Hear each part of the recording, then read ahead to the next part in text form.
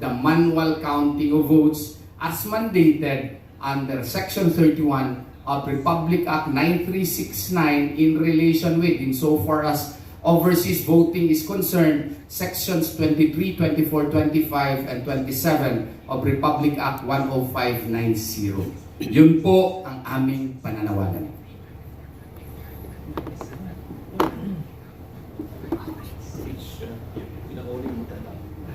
Magandang hapon sa inyong lahat.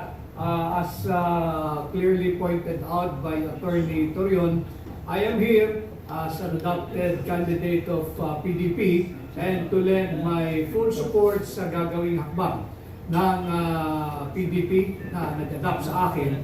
And at the same time, I am here for the simple reason that I cannot be oblivious to the observation, the call and the plea of not just who voted for me, but for the many other voters na nakita itong napakaraming irregularity, anomalies ng nasaksihan natin lahat itong nagdaang halalan.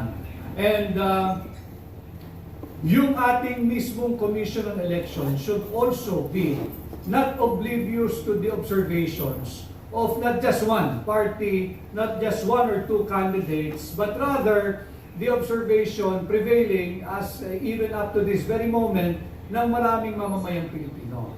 And we are tired of every election, pagkatapos na lamang ay laging kini-question yung integridad at kredibilidad ng naturang halalan.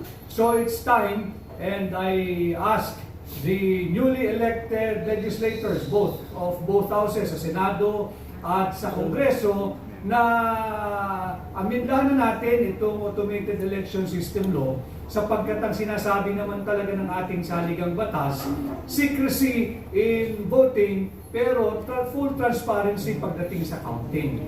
At marami naman na tinulungan ang ating butihing Vice President Inday Sara Duterte na nagwagi. Marami naman na inendorso si Pangulong Duterte na nagwagi. Tingnan naman natin kung sila'y how will they respond into the call of the many people. Balik na tayo sa manual counting sa precinct level at ang automated na lamang ay yung transmission ng resulta pagkatapos bilangin ng mano-mano sa precinct level. After all, yung automated election law, kaya naman ito ipinatupad at naipasa upang iwasan yung naging masaklap na experience nating mga Pilipino noong 70s and 80s, even up to the early 90s, yung ballot box snatching, yung ballot box stealing, at yung mga violence at the precinct level counting dahil nabilangan ng tama yung boto sa presinto, subalit nawawala yung ballot box.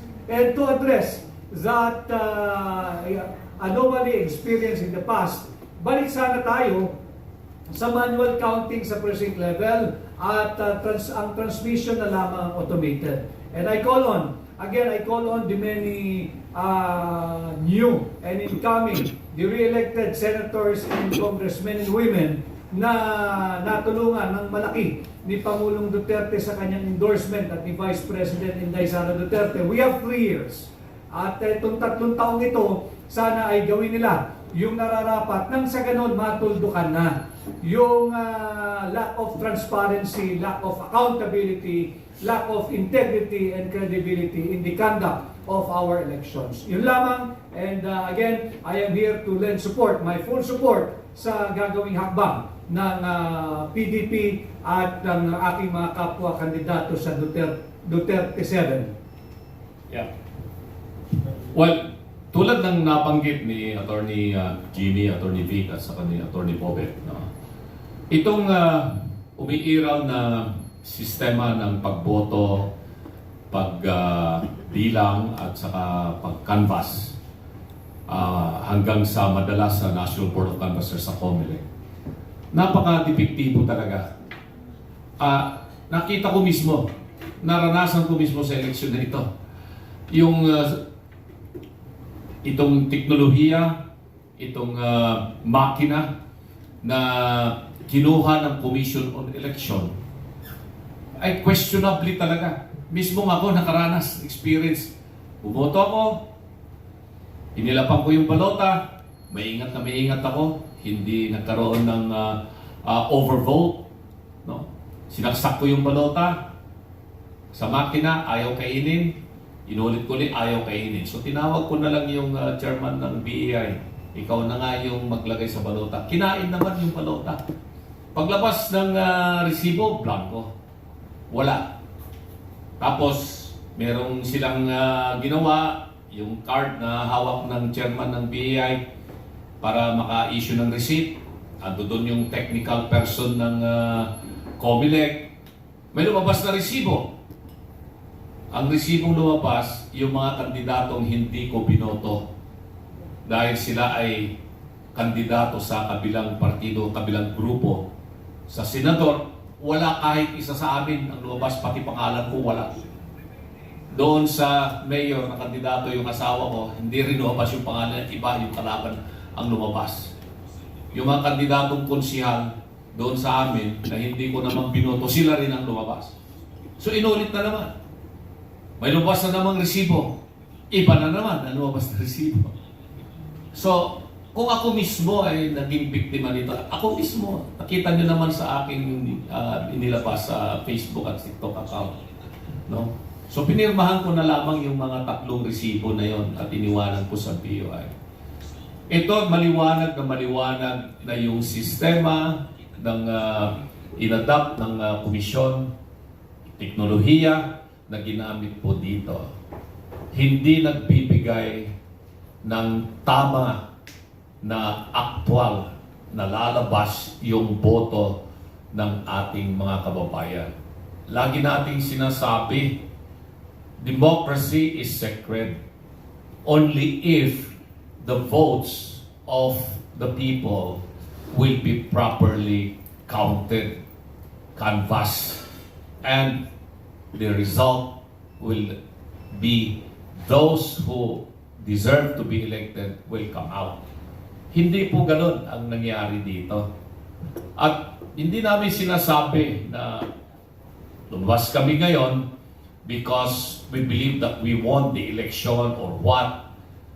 Lumabas po kami ngayon para hindi namin pwedeng i-frustrate yung daang-daang libo o milyon ng mga botante na tingin po nila ay talagang maanumalya itong halalan na ito, depektibo itong mga makinang ginamit at hindi lumabas yung tamang kagustuhan ng ating mamamayan.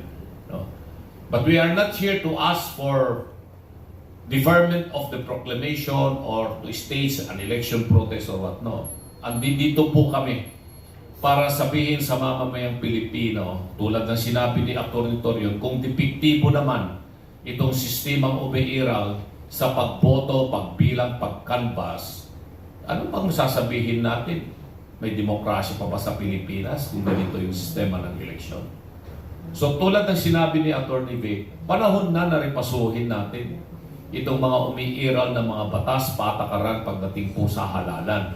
Kung gusto pa po natin manatili ang tunay na demokrasya na sistemang umiiral sa ating bansa. Iyon ang dahilan kung bakit po kami lumabas po ngayon.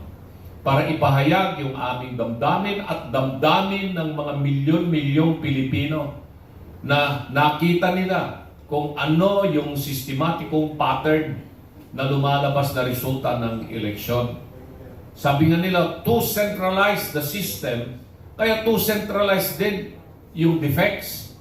Alam po ninyo sa Amerika, lalagi po nating binabanggit na siya yung ating sinusundan pagdating po ng usaping demokrasya at saka free, orderly, and honest election. Bawat estado sa Amerika may kanya-kanyang sistema ng pagboto, pagbilang at pagkanbas. Actually, kahit na within the state itself, let's say for example sa state of Florida, in every county, on every city, magkakaiba pa rin yung sistema ng kanilang pagboto. To make sure na hindi magiging centralized yung dayaan or centralized yung pagdepektibo yung sistema. Centralized na depekto ang mangyayari. Yun ang sistema natin sa Pilipinas. At itong technology na ginamit po ngayon sa eleksyon na ito, hindi pa po ito nasubukan sa ibang bansa. Dito nila unang sinubukan itong technology na ito. Ewan ko kung saan gawa ito. Kung gawa ito sa Korea, sa Amerika, o sa Europa, o sa China, o sa Japan. Pero ginawa po yung Pilipinas na guinea pig. Experimental dito sa Pilipinas. Kumita lamang po yung may-ari ng kumpanya dito. At ginamit po nila itong sistema dito sa Pilipinas. Nang sa ganon ay may maipakita sila eventually na meron silang eksperyensya sa naganap na halalan sa isang panig ng mundo na babanggitin natin Pilipinas. Yun lamang po ang talagang nakakasama ng loob na itong ating mga kababayan na umaasa na mabibilang yung kanilang boto ng tama, hindi po yun ang nangyari dito sa halalan na ito. Hindi po namin sinasabi na si Atty. Vic, Atty. Bundok, Pastor Kibuloy o Atty. Lambino nanalo po kami sa halalan. Hindi po. Hindi namin clinic-claim po yun. Ang clinic-claim lamang po namin dito ay hindi lahat ng mga bumoto para sa kandidatong gusto nila sa halalan na ito, yung boto nila ay nabilang ng tama. Dahil depektibo yung mga makina at mga teknolohiya na ginamit po rito sa halalan na ito. Centralized defect ang nangyari dito. At ito ang masakit dahil wala tayong recourse. Yung Commission on Election lamang po kasi ang sinasaad ng ating saligang batas as the last agency which can decide pagdating po rito sa mga issues tungkol po dito sa election na ito. Otherwise, you go up to the Senate Electoral Tribunal kung gusto mong magprotesta or eventually to the Supreme Court. Hindi po natin kakayanin ang gastusin sa ganon. Kami ngang tatlo rito. Wala po kaming ganong karaming pera kaya wala po kaming political advertisement sa television, sa radio. Tiyaga na lamang po kami sa inyong mga vloggers ng social media account. Wala po kaming kasamang mainstream media sa aming pag-ikot-ikot. Samantalang sa kabila, siyempre, sila ang pinunduhan. Sila ngayon ang sinamahan ng mainstream media. Kaya mas nakilala yung mga ibang kandidato kisa sa amin. Lalong-lalo na pagdating sa election protest. Magkano yung gagastusin pag nag-file ka ng election protest at Torion? Aabot ng mga 300 million pag nag-file ka ng election protest. Bakit mo pa naman gagawin yun? No? Wala nga tayong 3 million eh. Paano pa yung 300 million? So yun po yung dahilan kung bakit po kami lumabas ngayon.